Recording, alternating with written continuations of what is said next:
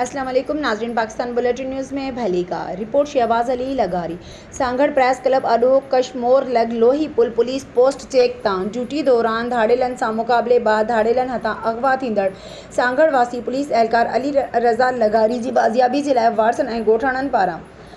अवामी press club Sanghar वारो एहतजाज कंदे चयो त मग़वी खे फौरी बाज़ियाब करायो वञे ऐं उन्हनि मुतालबो कंदे चयो त IG Sindh DIG Sukkur SSP कंकोट कशमोर खां मुतालबो कंदे चयो मग़वी पुलिस एहलकार अली रज़ा खे फौरी तौर बाज़ियाब करायो वञे। ॿी सूरत में एहतजाज जो दायरो सॼे सिंध ताईं वधायो वेंदो। एहतजाज में शामिल लगारी बिरादरीअ जे मौज़िज़ शख़्सियत फारूक अहमद लगारी, मग़वीअ जो वालिद ताज मोहम्मद लगारी, ॻोठ जे मौज़िज़ हाजन खान लगारी, सईद खान लगारी, सरदार मोहम्मद अली लगारी, हाजी अहमद खान, इंसानी हुकूक HR JDO ज़िले सांगड़ जे सदर अब्दुल गफ़्फ़ार निज़ामानी, मोहम्मद सलीम निज़ामानी, अनवर अली, दोदो खान, रांझन खान, मोहम्मद रमज़ान निज़ामानी, सूमर खान ऐं ॿियनि वॾे अंग में शिरकत कई। मीडिया सां ॻाल्हाईंदे उन्हनि वधीक चयो त सिंध पुलिस जा जवान बि महफ़ूज़ न आहिनि, पोइ आम माण्हुनि जा छा हाल हूंदो।